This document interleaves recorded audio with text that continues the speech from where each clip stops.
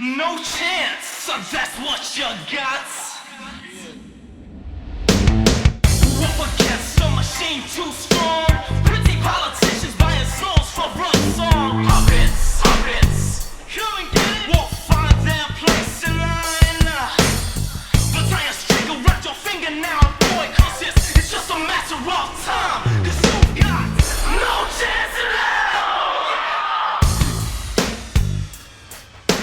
The 1999 Royal Rumble took place in Anaheim, California on the 24th of January. Just under 15,000 fans are in the Arrowhead Pond with an estimated 650,000 watching on pay-per-view. And everyone's got their eyes on this one for two reasons. Firstly, there's a big title match tonight when Mankind defends his recently acquired WWF Championship against The Rock in an I Quit match. And secondly, fans are very curious about this year's Royal Rumble match. Stone Cold Steve Austin wants to win his third straight Royal Rumble, but he's entering at number 1 this year, plus there's a $100,000 bounty on his head. Vince McMahon's also competing in the Rumble match and the chairman's entering at number 2, so this show does have quite a lot of intrigue. Our opening match features the Road Dogg of D-Generation X taking on the boss man of the corporation, so let's get started.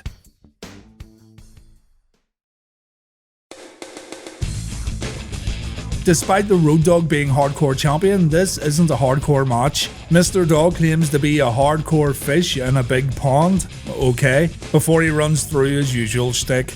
Before a punch is thrown, Boss Man decides to run the ropes for some reason, presumably to get that last minute cardio in for this big pay-per-view match. When they finally do lock up, the Boss Man overpowers Roddy by shoving him to the mat, but Road Dogg responds with a hard right hand followed by a crotch chop. Absolute filth. Boss Man agrees with this sentiment as he pummels Roddy in the corner before connecting with a running splash. He tries to hit another one, but he misses his target and he ends up straddling the top rope. So Road Dogg, being the good sport he is, tries to get his opponent off those ropes. He only seems to be making things worse though. The hardcore champion then scores with some mounted punches in the corner before delivering a dropkick. Boss Man then serves some hard time of his own as he gets his little nightstick pulled into the ring post, and Road Dogg then chokes Boss Man on the middle rope back inside the ring. Boss Man's able to knock Roddy to the outside following a back elbow before telling the ringside cameraman to get a good shot of his punch. Boss Man stays in control with more right hands before delivering a big boot to the face and a hard Irish whip to the corner. This match hasn't exactly been all action so far, and this isn't helped when Boss Man locks in a bear hug. Roddy eventually breaks it by biting Boss Man's nose, but he's taken right back down again with a knee to the midsection. Boss Man then decides to take the top turnbuckle pad off, unbeknownst to the referee, before planting Roddy with a spinebuster for a 2.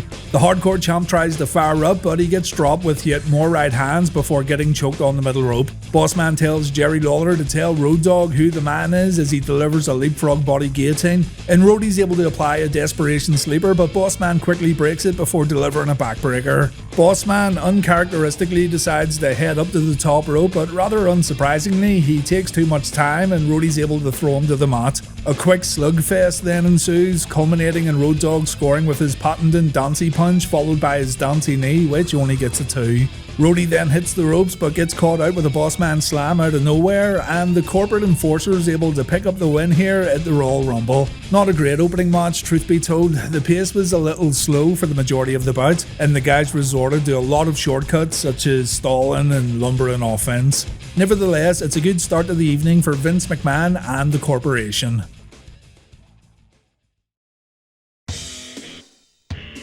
It's our second DX vs Corporation match of the night as Kenny Boy Shamrock defends the Intercontinental Championship against badass Billy Gunn. 2 weeks ago on Raw, Shamrock's sister was sat in the front row, and Billy Gunn decided the best way to welcome a guest of his co-worker would be to flash his arse at her on network television. Ken was rightfully annoyed by this and he launched an attack on Billy. In the following week, Ken locked Billy in the ankle lock for a substantial period of time. It's a bold strategy, Cotton, but it seemed to pay off as Billy got what he wanted, a shot at the IC title here tonight at the Royal Rumble. Michael Cole mentions on commentary that Billy has his ankle heavily taped after Shamrock's assault on Raw, so I guess we have our story for the match right there. Billy cuts a short promo before the match and he says, if you ain't down with WPMC, then we got 2 words for you. I've no idea what WPMC is, so leave your suggestions in the comments. Shamrock must know what it means because he sprints down to the ring and the fight's on. Billy scores with a big leaping clothesline before laying in a few punches, but Ken's able to turn the tide after a big clothesline of his own. Ken tries again, but Billy catches the IC champ with a second clothesline before going for a cover. Billy knows he's on pay-per-view, so he locks in a pay-per-view chin lock, good lad, before picking Ken up for a delayed vertical suplex.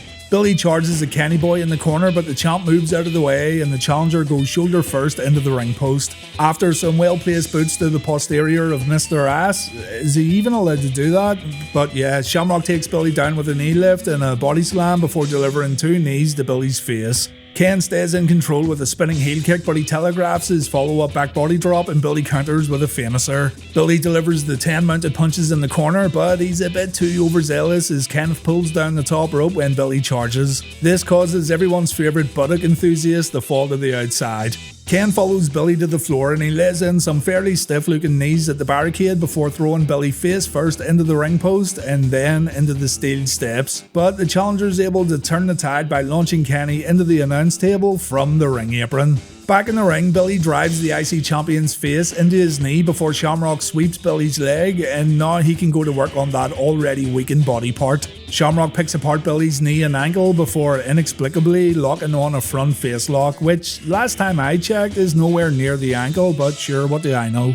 Billy fights out, but Shamrock scores with a fisherman suplex for a near fall. Ken then looks to deliver another clothesline, but he accidentally clocks the referee before both men take each other out with a double clothesline. Shamrock begins to stir, but here comes Val Venus down the ramp to deliver a DDT to Kenny Boy before scurrying off into the night. These two have history from a few weeks ago when Val decided to gyrate in front of Shamrock's sister, and he too got attacked by the IC champion. Anyway, Billy can only get a 2 count from this interference, but he stays in control with a back elbow and a stinger splash in the corner. Billy then heads up top for a double X handle, but Shamrock moves out of the way and Billy lands on the injured ankle. Kenny Boy immediately smells blood and he locks in the ankle lock. Billy has no choice but to give up, and Shamrock retains the IC title at the Royal Rumble. A perfectly serviceable match here, but it was way too long at nearly 15 minutes. Knock 5 of those off and it would have been a much more streamlined affair. Hopefully though, Mr. Gunn will now think twice about getting his arse out with such reckless abandon.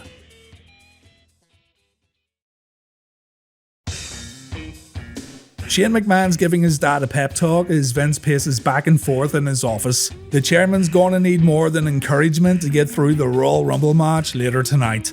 Our second championship match sees X-Pac defending his European title against Gangrel of the Brood. The only reason I can think of for Gangrel getting a title match is that Transylvania's in Europe, so that seems as good a reason as any. Yeah, let's go with that. They say that Gangrel is not a vampire, he just lives a gothic lifestyle. No harm, but when I was growing up, all the goths around here just wore DMs, had black fingernails and drank Frosty Jacks in the park behind my house. You didn't see any of them carrying goblets and wearing big frilly shirts.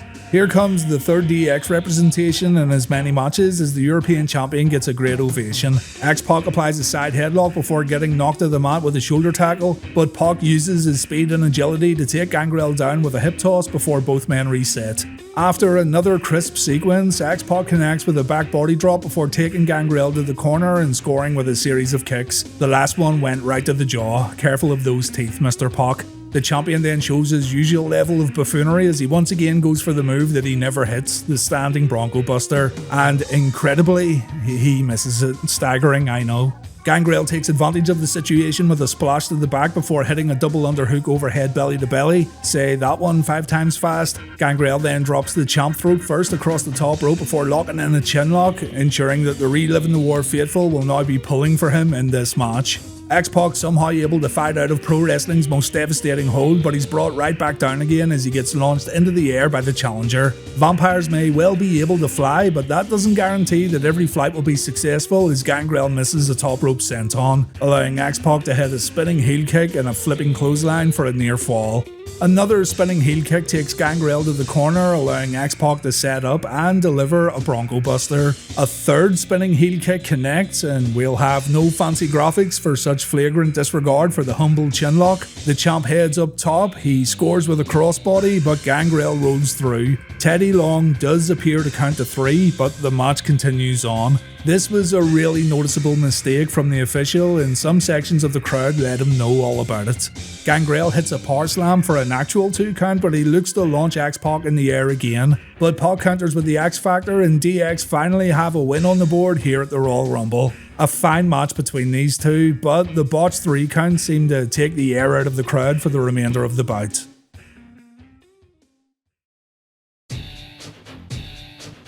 In a backstage interview with Kevin Kelly, Triple H says DX are tight, but when a shot at the WWF title's up for grabs and when there's a $100,000 bounty on Austin's head, it's every man and woman for themselves. It appears that D-Generation X will have no issues taking each other out tonight, but they will still remain friends when all's said and done.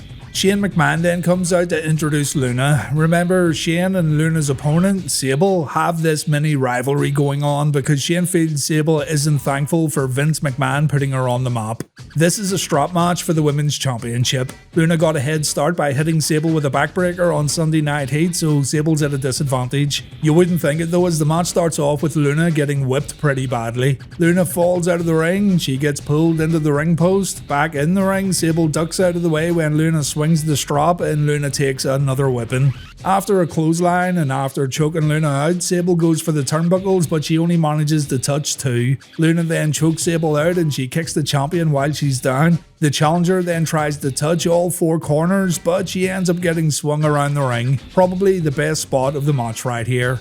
Luna takes another whipping, but Sable takes a backbreaker. This is enough to put the champ on the mat, and Luna comes up with a plan. She's going to carry Sable around all 4 turnbuckle pads while choking her out. This was a sound idea, but Sable touches the turnbuckles right after Luna. The referee allows both competitors to keep score as this happens, so we're just throwing the rulebook out the window for this one. They both end up at 3, but neither woman reaches the 4th. Instead, Luna's able to pull Sable back just as Shane McMahon jumps on the apron. That Sable superfan then hits the ring to attack Luna, and after completing her mission, she gets chased out of the arena by Big Jim Dotson. Sable then touches the 4th turnbuckle pad, and Sable wins the match. While it is good seeing the women compete in WWF again, I don't think anyone would call this a good match. Not a good wrestling match, and not a good strap match. What was noteworthy about this bout though is the fact that Sable didn't get whipped once. It's common practice to whip your opponent in a strap match, so I don't know. I guess Sable agreed to do the match with that one pretty big caveat. We go backstage and we learn that the corporation have the same mindset as DX. It's every man for himself tonight in the Royal Rumble, and these boys are just as hungry for that reward as D-Generation X are.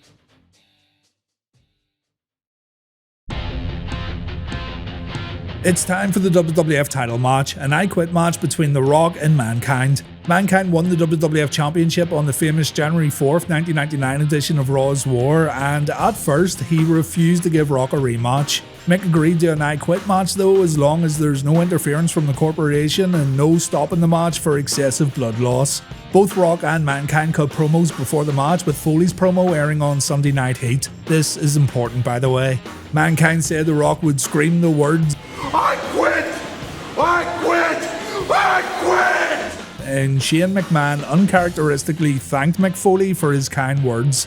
Mankind also had a match on Heat. Mick wrestled a mystery wrestler that everyone guessed right away was King Mabel. Mabel was brought in by the corporation, and the match ended with Mabel getting unmasked and Mick applying the mandible claw. Rock, however, ran down to attack Mick and cause a DQ finish.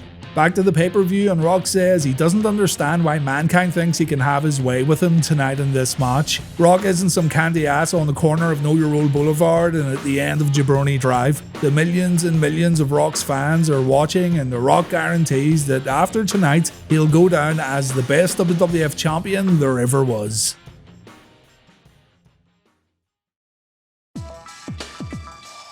The two competitors make their way down to the ring, and there's a good atmosphere in the building for this one. It starts with Mankind throwing rights and Rock takes a beating. Mick performs his corner knee strike before asking for a microphone, but the mic doesn't work and Foley goes back on offense. Remember, the loser has to say the words "I quit" into the microphone.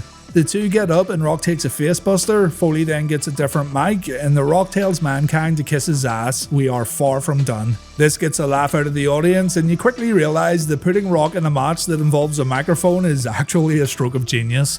The two tumble out of the ring and Mick momentarily loses the advantage when Rock throws him into the ring steps. No one took these bumps like Mick Foley. Rock then joins the commentary table, his new favourite hobby as of late. Jerry Lawler tries to warn him that Mankind's ready to attack, but Rock didn't listen. The Great One ends up taking a chair shot across the back, and this still isn't enough to make him say the magic words. So Mick brings it back into the ring where we see the double arm DDT and Mr. Socko. The mandible claw is usually enough to make people give up or pass out, and yeah, Rock passes out for a moment. He can't, however, say I quit, so Mankind tells him to get up. Mick wants to split the corporate eyebrow wide open. After a few boots to the head, the two end up in the audience. This doesn't last too long, seeing as Rock's able to power slam Mick back over the barricade. Another great looking move right here. Rock then adds more humour to the match when he sounds the ring bell right on Mankind's head while singing "The bells will be ringing." The crowd again got a good laugh out of this, but what wasn't so funny was when Rock set Mankind up for a rock bottom through the announce table and the table gives way under the weight. Still, the match carries on with Rock asking Mankind if he wants to give up. Mankind says, "Up yours, Rock." So the Rock rehydrates Mick Foley a little before the two make their way up the entrance ramp. This is the point where the match seriously picks up.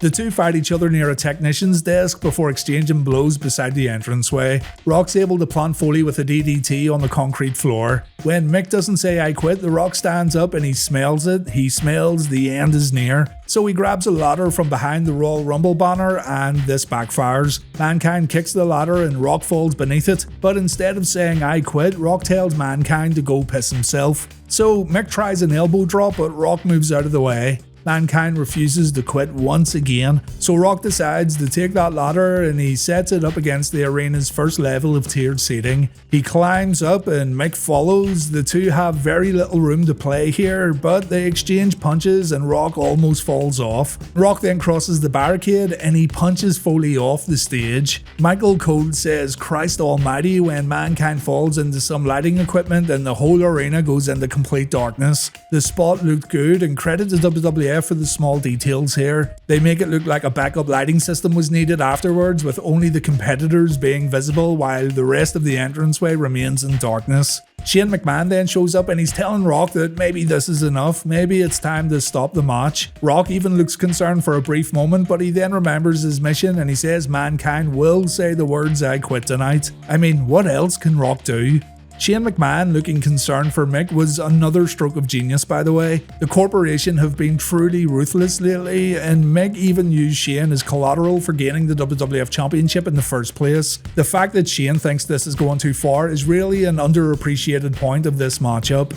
Rock lifts Mick up before drilling him face first into the barriers along the rampway. Mick then gets put in the ring. Rock grabs a pair of handcuffs, and this is where it happens. Foley gets cuffed. Rock lays in a few boots and a few punches. Mankind's now busted open, but he's not out yet. He hits Rock with a low blow. He kicks Rock and the challenger hits the mat. Foley bites his opponent's forehead and he knees Rock right in the corporate balls. Rock gets up, he floors Mick with a clothesline and he grabs a steel chair. Mick Foley said recently that the corporate elbow is the most ridiculous move he's ever seen in his life, so Rock makes it a bit more vicious by placing a steel chair across Mick's face. The move connects and still Foley won't quit. He tells Rock to go to hell. Rock says he might just go to hell, but Mankind's going there first, and that's when things turn brutal. The first chair shot makes Foley's legs go like jelly, and the second one looks just as bad as the first. Mick says that's not enough and Rock's gonna have to kill him,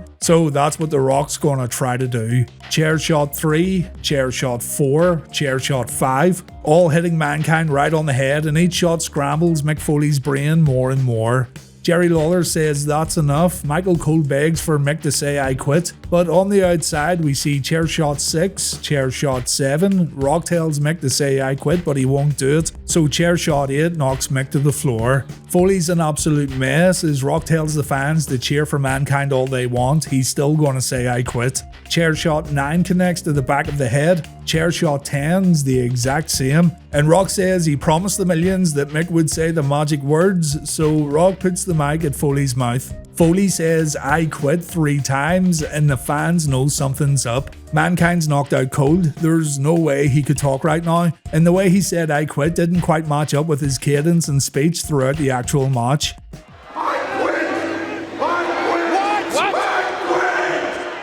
Remember when Shane McMahon thanked Mick for his kind words during Sunday Night Heat? Well, it doesn't take a rocket scientist to work out what happened here. The decision stands though. Mick Foley has lost the WWF Championship and Rock is now a 2-time WWF Corporate Champion. Rock claims his belt, he walks back up the ramp and he raises the title over the lifeless body of Mankind, and officials have to come down to get Rock back through the entranceway. Poor Mick Foley wants to walk out of the arena, he won't leave on a stretcher, and my god, one of the WWF's most notorious matches of the Attitude Era just happened at the Royal Rumble. According to Mick Foley, the excessive chair shots weren't agreed upon backstage. Rock went into business for himself a little and he hit Foley a few more times than originally planned. The two of course made up and they ended up being good friends, but Mick was pissed off when this happened. We have never seen The Rock with this kind of mean streak before, and the new WWF champion looked like the company's most dangerous competitor. So I think it all worked out quite well for The Rock, but maybe not so much for Mick Foley. The Beyond the Mat documentary revealed that Mick's family was in attendance for this match, and it's heartbreaking seeing his daughter cry. It got so bad that Mick removed herself and her kids from their seats so they didn't have to watch the match anymore. So yeah, a very real moment here for Mick and the Foley family. A lot of people don't like this match, they say it's too excessive. I see it more like a train wreck that you just can't help taking your eyes off. It's one of the most gripping finishes to a match I've ever seen, and it could only work with someone like Mick Foley, someone who won't give up and someone who's known for taking a ridiculous amount of punishment. It's brutal, it's violent, it affected Mick and his family, but it pulls you in and it makes you sit on the edge of your seat every time you watch it.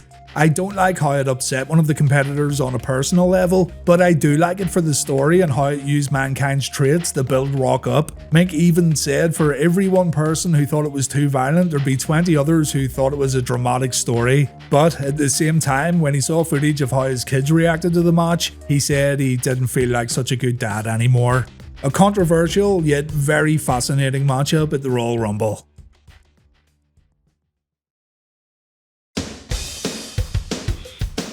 It's time for the Royal Rumble match, and man, I miss Hardfinkel introducing the Rumble every year. You know the story, Austin and Vince enter at number 1 and number 2 respectively. There's a bounty on Austin's head, so whoever throws Austin over the top rope will get a nice bonus. Chyna's entering the Rumble at number 30, and all the other entrant numbers are a complete mystery. Austin losing the Rumble is the corporation's main goal. Austin cannot win. The glass shatters and here comes Stone Cold Steve Austin. He knows a thing or two about winning Royal Rumble matches, and we also know he'll cheat if that means getting a title opportunity at WrestleMania. The roof comes off the Arrowhead Pond for the Texas Rattlesnake, and even with the odds against him, it still feels like Stone Cold's the favourite to win this thing. In at number 2, it's Vince McMahon, and well, what can you say? Shane McMahon definitely got the boss in good shape for tonight. Yep, it was all Shane and nothing more. All Shane, all natural. There's a mixture of silence and shock in the audience as McMahon walks down. I don't think any fans were expecting him to look like this at the pay-per-view. Austin and Vince are in the ring, and here we go, here goes Stone Cold with the right hands. We then see one of the greatest mudhole stompings ever as the crowd come alive for this Vince McMahon ass whipping. McMahon takes a body slam, Stone Cold then grabs Vince's feet, and the chairman takes a boot right to the grapefruits. Austin says he's gonna eliminate Vince, but he has a sudden change of heart before entrant number 3 arrives. Vince McMahon's gonna suffer. Our third entrant is Golga. Not sure how he's gonna fit into this scenario inside the ring, but well, it doesn't take too long for us to find out. He waits for the right opportunity to strike. Golga then gets in the ring and he tries to eliminate Austin. Stone Cold counters and Golga goes over the top rope, but Vince McMahon escaped through the bottom rope and now we've got a fight in the audience. Keep in mind, Austin isn't eliminated either, both men went under the bottom rope. As entrant number 4 comes to the ring, Austin attacks McMahon in the concession area. Vince runs into the ladies' restroom because it's his favourite room in every building around the world. But it's a trap, it's an ambush. The corporation jumps Stone Cold and Austin's chances of winning this thing are now extremely low. Back in the ring, we've got Darren Drozdov as entrant number 4. All he can do is stand around and wait for the next competitor because there's no way Vince and Austin are making it back anytime soon. It's Edge. Edge comes in at number 5, and who would have thought this guy would one day win not just one Royal Rumble match, but 2. Both Edge and Droz are making their Royal Rumble debuts here. Neither man gets eliminated by the time entrant number 6 comes out, and oh shit, who's next? It's Gillberg. Probably the most feared competitor in this Royal Rumble match. Who can stop Gillberg from headlining WrestleMania, and who can stop Gillberg from winning the... never mind, Edge eliminated him. I like how he still acted like Goldberg after getting thrown out. What a guy. Back in the women's restroom, and Stone Cold's been left on the floor by the corporation. The job has been done, and it appears that Steve Austin is now out of the Rumble match.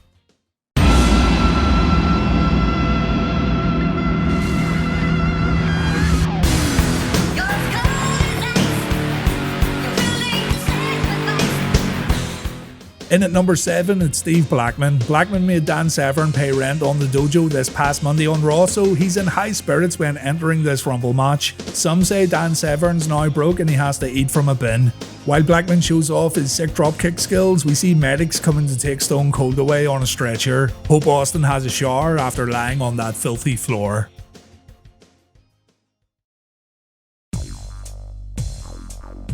Oh no, broke-ass Dan Severn enters the Royal Rumble and he immediately goes after Blackman, screaming that he hasn't met his protein goals ever since Monday night. Austin's now getting brought to an ambulance waiting outside the arena, so if Stone Cold's not in the building, he obviously can't compete any longer in this match, though do keep in mind he wasn't eliminated.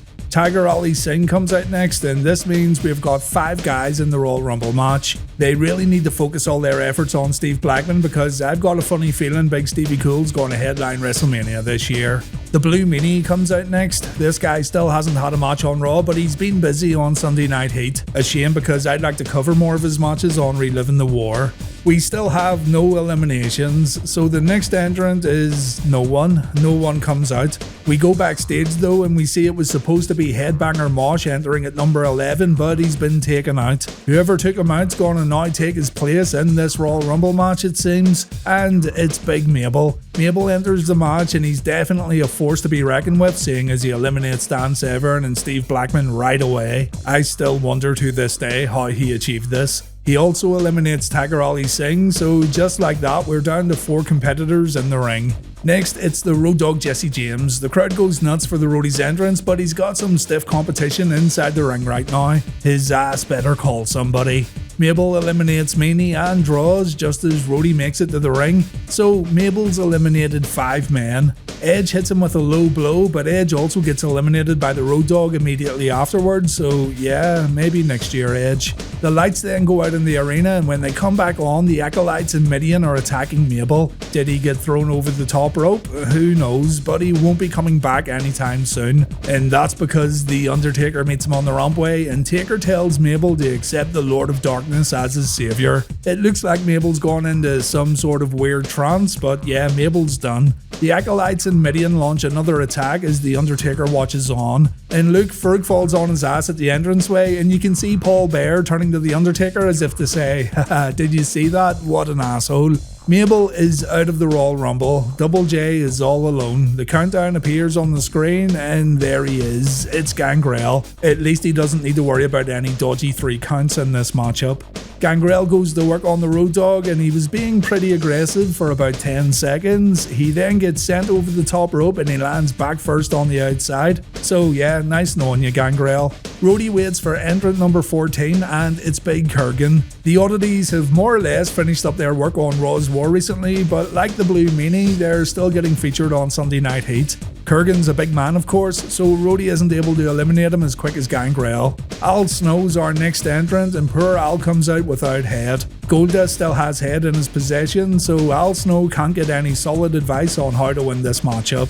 Al goes right after Kurgan and he teams up with Road Dogg to try to eliminate the big man. Road Dogg says, nah, I don't think so, and Al gets eliminated. It's quite odd too because Goldust is our next entrant. You'd think they would have kept Snow in so he and Goldust could interact a little, but anyway, Goldust is number 16 and we get no eliminations after his entrance. At number 17, it's The Godfather. The Godfather's brought brought along 2 of his hoes, and it's always funny hearing Michael Cole say the word hoe. I don't know why. Unfortunately, Godfather doesn't have enough ladies to buy himself an easy victory in the Rumble tonight, so he's going to try to win this one the old-fashioned way. Unfortunately for the Godfather and everyone else in the ring though, the next entrant is the Big Red Machine Kane, and after what the corporation did to Kane on Raw this past week, I'd hazard a guess and say he's pretty pissed off. The mood completely changes as the Devil's favourite demon makes his way to the ring.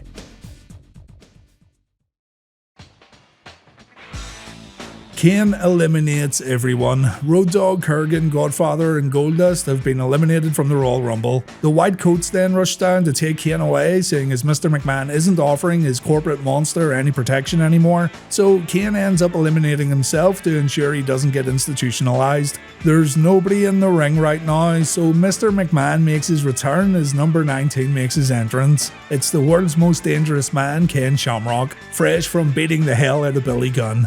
Vince doesn't want to fight Kenny Boy, instead Vince leaves the ring to join the commentary team. And speak of the devil, our 20th entrant is none other than Billy Gunn. Billy doesn't look so good right now, but he's got a lot of heart and he's going to try his best to win this match. Shamrock ends up getting the advantage here. Billy tries, but that injured ankle is evidently going to be a real problem. Another problem Billy faces is entrant number 21, the Corporation's Test. Badass now has to face 2 members of Team Corporate and his chances are now slim to none. Backstage, we see Mabel getting loaded into the Undertaker's hearse, a task that is much easier said than done. As Mabel gets put in, an ambulance returns to the Arrowhead Pond and Steve Austin's behind the wheel. Stone Cold walks out when the clock reaches 0. We're obviously missing the next competitor, but that competitor makes his presence known just as Austin eliminates Ken Shamrock. It's the Big Boss Man. Vince McMahon stays out of harm's way while the Boss Man goes to work on Stone Cold. The Rattlesnake faces some hard times, but a low blow helps Austin turn the tide.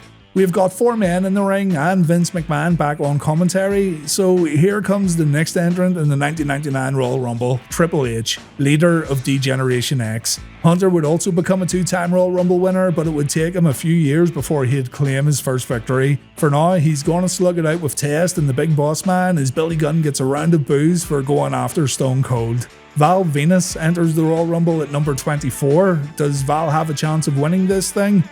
Probably not. But we're getting down to the nitty gritty now as only 5 men are left to enter this year's annual Royal Rumble match. Stone Cold eliminates Billy Gunn, so Mr. Ass will not receive that $100,000 bounty tonight. The Corporation and Austin then work together to try to eliminate Triple H, but Hunter stays in.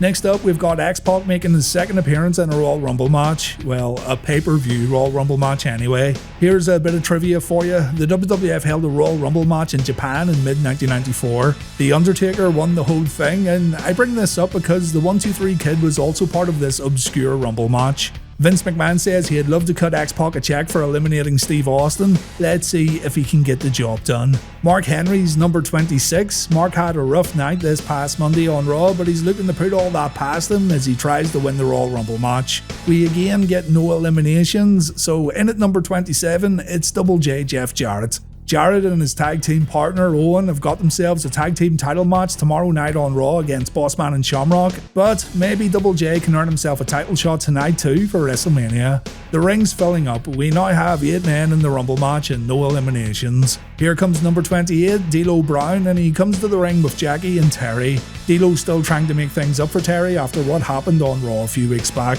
Steve Austin eliminates Test while the Boss Man eliminates X-Pac. Vince McMahon wants someone to throw Austin out and he's getting a little anxious as the numbers begin to dwindle. Just before entrant 29 enters the match, Jeff Jarrett gets eliminated, so Owen Hart's going to try to do what his tag team partner couldn't and win the Rumble match. Owen's a Rumble veteran, he's drawn a good number here, and the King of Hearts goes right after Stone Cold. We see a brief Nation of Domination reunion when D'Lo and Owen team up, but Triple H saves Stone Cold and Austin slips out of the ring for a quick little drink. Vince wasn't happy with that one, he just wants someone to eliminate this menace. The final entrant is Chyna. History gets made as the 9th wonder of the world marches down to the ring, and she's got her sights set on big sexual chocolate. After a few forearms and a kick to the midsection, Chyna eliminates Mark. Stone Cold Steve Austin then takes this opportunity to eliminate Chyna, and Mark Henry laughs his ass off. Triple H sees red though, and Hunter gets vicious as he attacks Austin in the corner. Val Venus then takes over and he tries to eliminate Austin, but Hunter eliminates Venus and Triple H takes a stunner. Hunter gets eliminated next, so we're down to the final 5 competitors.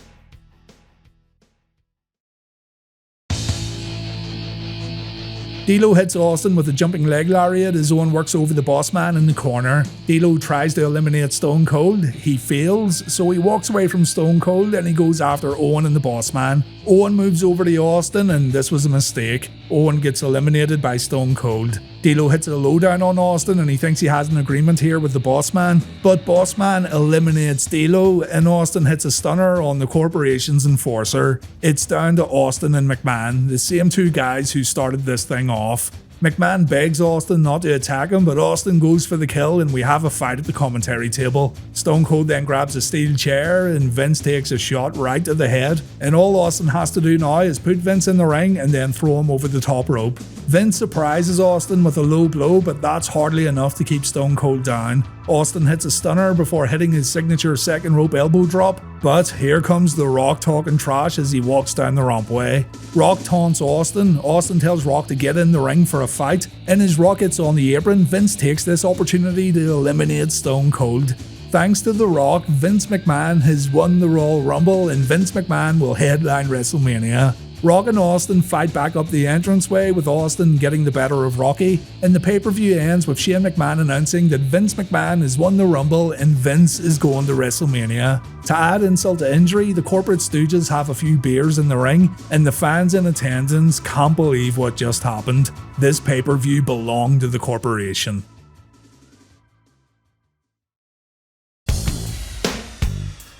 I completely disagree with the general consensus when it comes to the Royal Rumble 1999 pay-per-view. I actually really like this show, and I like that the Rumble match went away from the ring so many times. When you watch every Raw leading up to this show, it perfectly fits into the tone and style of WWF programming at the time. I like Rock vs Mankind, though I can see why others wouldn't. The undercard is a little average to be fair, and I do agree that it's a little messy overall, but Royal Rumble 99's an entertaining mess that I still think's definitely worth a watch. I've also heard people call this show another Vince Russo casualty that was too overbooked, and I don't even know how to respond to that. Watch January's episodes of Raw and you'll just realise that this is how things were in the WWF during this time period, and it stays like this even into WrestleMania 15.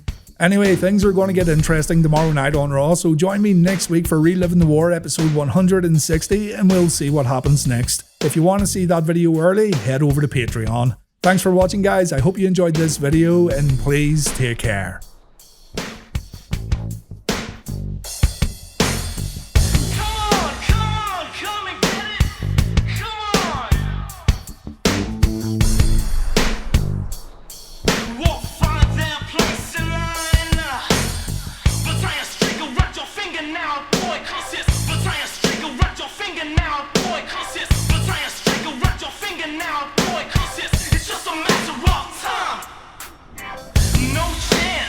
That's what you got.